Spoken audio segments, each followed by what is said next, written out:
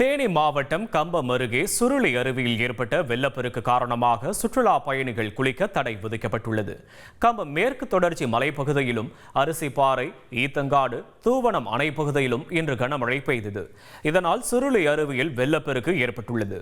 இதையடுத்து பாதுகாப்பு கருதி சுருளி அருவியில் சுற்றுலா பயணிகள் குளிக்க வனத்துறையினர் தடை விதித்தனர்.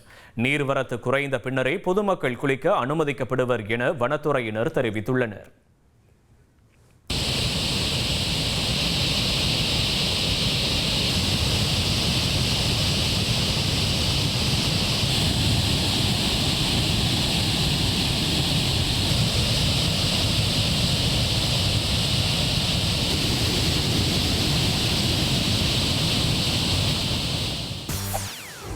செய்திகளை உடனுக்குடன் தெரிந்து கொள்ள உடனே சப்ஸ்கிரைப் பண்ணுங்க.